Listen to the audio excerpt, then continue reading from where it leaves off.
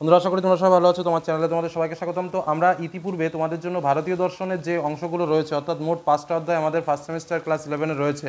তার মধ্যে ভারতীয় দর্শনের প্রাথমিক ধারণা, ভারতীয় দর্শন সম্প্রদায়, দর্শনের প্রমাণ, চারবাক দর্শন আর ন্যায় দর্শন, এই 5টা অধ্যায় থেকে ইম্পর্টেন্ট শর্ট কোশ্চেন ইতিপূর্বে শেয়ার করে দিয়েছি।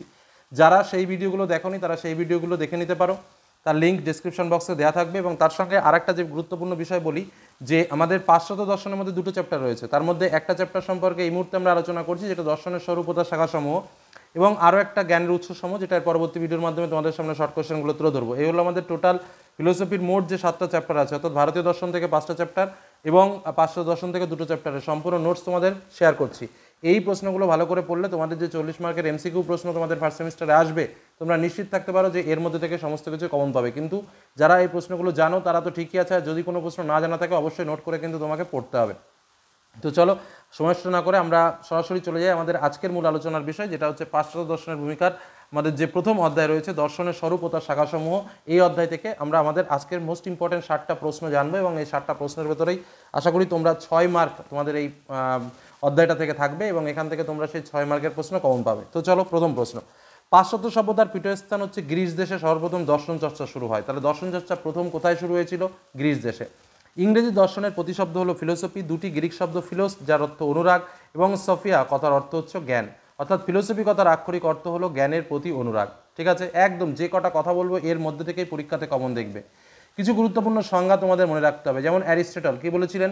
দর্শন হলো সত্তা, স্বরূপ ও স্বরূপগত গুণের অনুসন্ধানকারী বিজ্ঞান। প্লেটো কি বলেছিলেন? বিস্ময়ই দর্শনের জনক। পলসন কি বলেছিলেন? দর্শন হলো সকল বৈজ্ঞানিক জ্ঞানের সমষ্টি।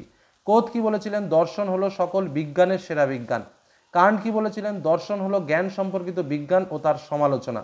ওয়েবার কি বলেছিলেন? দর্শন হলো প্রকৃতি সম্পর্কে এক সামগ্রিক দৃষ্টিভঙ্গির অনুসন্ধান এবং বস্তুর সার্বিক ব্যাখ্যাদানের প্রচেষ্টা।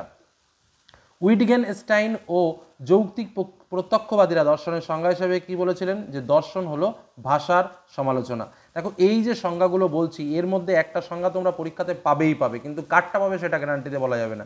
এই কিছু কিছু জিনিস আছে যেগুলো তোমাদের অবশ্যই কিন্তু মনে রাখতে হবে। আরও দু একটা সংজ্ঞা একটু জেনে নিই, যেমন পেরির মতে কি? দর্শন আকস্মিক নয়, অতিপ্রাকৃতও নয়, বরং অনিবার্য ও স্বাভাবিক। হেগেলের মতে দর্শন কি? দর্শন হলো পরম সচেতন সত্তা সম্পর্কিত তাত্ত্বিক আলোচনা।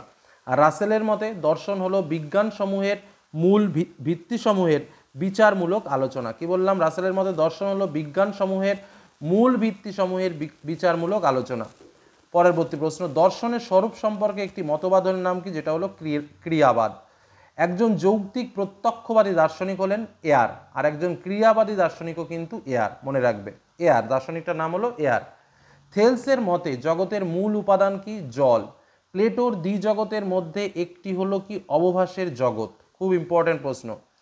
প্লেটোর গুরুকে? সক্রেটিস। দর্শনের দৃষ্টিভঙ্গি কেমন? অখণ্ড, বা যদি বলতে পারো সামগ্রিক, সেটাও কিন্তু হবে। দর্শনের গাণিতিক পদ্ধতির কথা কে বলেছেন? ডেকার্ত। দর্শনের দৃষ্টিভঙ্গি কেমন? পরিমাণগত এবং গুণগত। দর্শন আলোচনার মূল ভিত্তি কি? অধিবিদ্যা। মেটাফিজিক্স শব্দের অর্থ হলো অধিবিদ্যা। দ্বান্দ্বিক পদ্ধতির মাধ্যমে সত্তার উন্মোচন করেছেন কে? হেগেল। অধিবিদ্যার জ্ঞান অসম্ভব কথাটা কে বলেছেন? হিউম। নীতিবিদ্যার জনক কাকে বলা হয়? সক্রেটিসকে। দর্শনে জ্ঞানবিদ্যার প্রয়োজন প্রথম উপলব্ধি কে করেছিলেন? উত্তর হচ্ছে লক। আচ্ছা, তারপরেরটা হচ্ছে দর্শন আলোচনার পদ্ধতি হলো বিচার বিশ্লেষণমূলক ও যুক্তি প্রয়োগমূলক। তাহলে দর্শন আলোচনার পদ্ধতি কি? বিচার বিশ্লেষণমূলক এবং যুক্তি প্রয়োগমূলক। পরবর্তী প্রশ্ন, দর্শন হলো সম্পূর্ণ ঐক্যবদ্ধ জ্ঞান কথাটা কে বলেছেন? স্পেন্সার। দর্শনে যে শাখায় চিন্তার মূল সূত্রগুলি আলোচনা করা হয় সেটি কি? সেটি হলো যুক্তিবিদ্যা।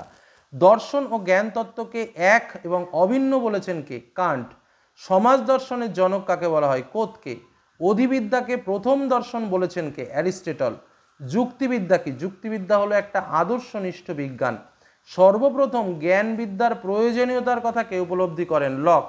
অতীন্দ্রিয় জগৎকে ধারণার জগৎকে বলেছেন? প্লেটো। বস্তুর পরিদৃশ্যমান রূপ কোনটি? অবভাস রূপ। আচ্ছা, যুক্তিবিদ্যার কাজ কি? বৈধতা বিচার। কান্ট কে ছিলেন? কান্ট ছিলেন একজন বিচারবাদী। আধুনিক পাশ্চাত্য দর্শনের জনক কাকে বলা হয়? ডেকার্তকে। দর্শন ও বিজ্ঞানের পার্থক্য কেমন? পরিমাণগত। ফার্স্ট ফিলোসফি গ্রন্থের রচয়িতাকে? উত্তর হলো অ্যারিস্টটল। দর্শনের পদ্ধতি কি? দর্শনের মূল পদ্ধতি হলো অভিজ্ঞতা ও বিচার বিশ্লেষণ। আধুনিক অভিজ্ঞতাবাদের জনক কাকে বলা হয়? লককে বলা হয়। ফিলোসফি শব্দটি প্রথম ব্যবহার করেন কে? পিথাগোরাস। মেটাফিজিক্স শব্দটি প্রথম ব্যবহার করেন কে? অ্যারিস্টটল। সংশয় থেকে দর্শনের উৎপত্তি কথাটা কে বলেছেন? ডেকার্ট। বিস্ময়কে দর্শনের জনক কে বলেছেন? প্লেটো, যিনি ছিলেন গ্রিক দার্শনিক। দর্শনের সর্বপ্রথম জ্ঞান সংক্রান্ত সমালোচনা করে কে? কথাটা বলেছে? উত্তর হচ্ছে লক। দর্শনের কাজ হলো তত্ত্ব বিচার এবং আলোচ্য বিষয়বস্তু অনির্দিষ্ট।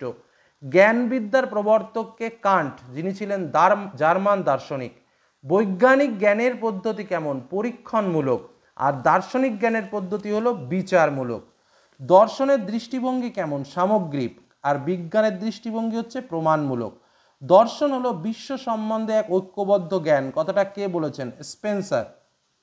দর্শন বৈজ্ঞানিক জ্ঞানের সমষ্টি কথাটা কে বলেছেন? পলসন।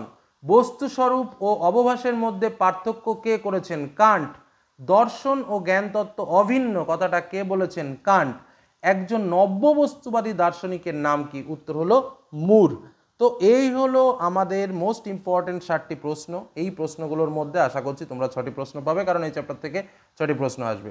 এই দর্শনের স্বরূপ ও শাখাসমূহের এই যে অংশটুকু দিলাম, এই যে প্রশ্ন কটা দিলাম, এগুলো খুব ভালো করে ফাইনালের জন্য রেডি রাখো। ওকে, তো পরবর্তী ভিডিও দেখার জন্য অবশ্যই চ্যানেলের সঙ্গে থাকো, চ্যানেলকে সাবস্ক্রাইব করে থাকো, আর অন্যান্য ভিডিওগুলো যারা দেখোনি তারা অবশ্যই দেখে নিও, শিখতে পারবে, জানতে পারবে এবং পরীক্ষাতে খুব সহজেই প্রশ্ন কমন চলে আসবে, প্রশ্ন কমন পেয়ে যাবে। এটুকু বলে আজকের আলোচনা শেষ করলাম। ভালো থেকো, সুস্থ থেকো, সাবধানে থেকো।